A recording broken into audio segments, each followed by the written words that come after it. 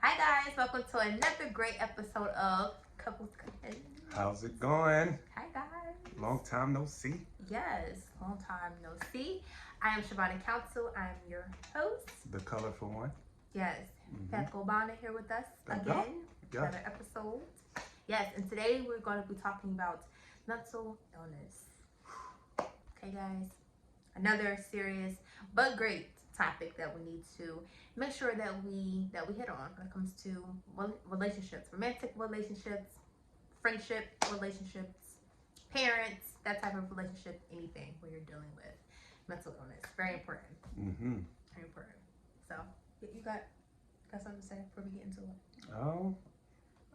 And don't be all stereotypical because we all have some sort of mental illness, whether it's PTSD, whether it's bipolar, whether it's ADD, ADHD, we all have our own trauma.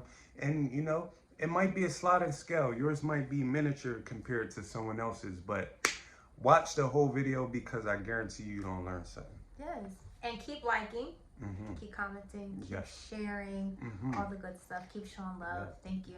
And make sure you subscribe because I guarantee you we're going to touch your heart. So let's go. Yeah. All right. So let's just get right into it. So did you guys know, or did you know, you and you out there, that the U.S. is in the top 3 ranking for people with mental illness? So really, yes. I know we was the fattest country, as far as obesity, but wow, I didn't know that. Yeah, so we are in the top 3, which is wild because we kind of have the least amount of stress compared to other people in the world. We have air conditioner, we have cars, we have, we're spoiled. That's right. But just like you said about us being big, you would think that's the foods that we eat, and a lot of that does contribute to the things that we eat. A big part in the brain. Brain's behind that color. Yeah. And for the top, basically this top five for what type of mental illness, and basically the first and the second one will be between depression and anxiety. So about 300 million adults have depression, and about 40 million people have anxiety. And mind you, this is just coming from a poll of people that are getting medication, that are actually, going to the doctors, and they are being prescribed as having depression and anxiety. So that's the number alone. And if we don't think about the numbers that that people are just walking around and not on anything, or don't even know they really have something. Like most of our race, we don't even really. We just started to accept those terms or labels that's placed upon us. So yeah, if I were you, I can't imagine how many people actually are legit suffering from it. And then there's so many different types. So of course you have bipolar, PTSD, ADD, ADHD. There's so many different types. And OCD, which a lot of people like to make fun of, but it is a legit disorder. It is. It really is. Do you know anybody personally that has any of mental illness in your family, or runs through your family, or friends? My mom is a neat freak. I don't know if she's OCD, but she's definitely a neat freak. I know that I have trouble focusing, but I don't necessarily think it's because of ADD or ADHD. I think it's just because the world is ridiculous. And I don't be giving a freak what people be talking about.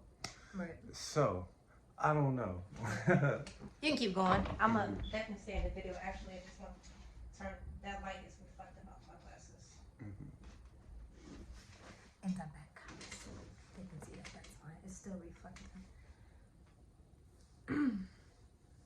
So technically, no, I don't think I have really anyone in my family, but I'm sure there are people all over the world that are dealing with these issues. Right. And sometimes you can just have like anxiety symptoms or depression symptoms, but there are actual people that have an actual disorders so much different. I know for a while that I experienced and still do anxiety, and I had a little bit of depression because they linked those two together. And you know, we all have anxiety at some point, and we all have like these depressed moments at some point, but it's so much different when you experience those symptoms really for like no apparent reason. Sometimes like I'll just randomly have a panic attack, or like panic attack, heart beating really fast, for sometimes for no reason, or you're just overly anxious for no reason, compared to a person that's just having an anxiety symptom where they're about to take a test or go into a new job or something like that. So it's totally different, you know. So my question is, can you date someone with these type of, mental illnesses? Right. So that's our first question. Getting to the first topic. So, can anybody just date somebody with mental illness? Yes, anybody can, but of course it's going to take a lot more work than you just dating somebody without mental illness. It takes a lot of patience. It's going to take depending on too what they have, it could be a lot more emotionally draining than just another relationship with somebody that doesn't have mental illness. You know, you're taking a lot of time out, you know, on this person, especially if you guys both have something too that it's just a lot. So you also want to be careful with the stigmas. We all know like stigmas that are attached to certain mental illnesses, and it's up to you, once you know what your person have, to really do research on that, because you'll be so much more understanding about why is it the way that they act. You won't take things personal because you'll understand what it is that they have, and you'll be much more loving and much more caring than what the rest of the world treats them because of their ignorance towards the situation. Yeah, like she said, it is definitely going to take a lot of patience, and a lot of work on your part as far as educating yourself. You're going to have to empathize with them, understand, and be patient, and and help them grow. Them grow, and realize that I'm a firm believer that just because a doctor put a sticker on you doesn't mean that that's who you have to be for the rest of your life. So, I like to speak life into people and say, you know what, I know that they said this, but if we work at this, then you can overcome it. So that's always going to be my attitude.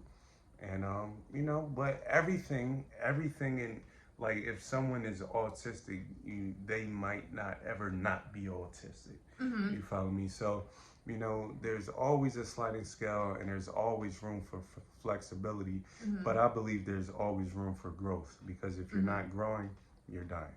Yeah.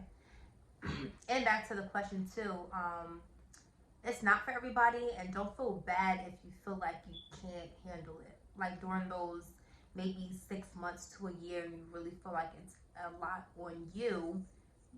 That is okay if you feel like you cannot handle it, because like I said, depending on what they have or what's going on, it can be a lot. So, and don't feel bad that you cannot,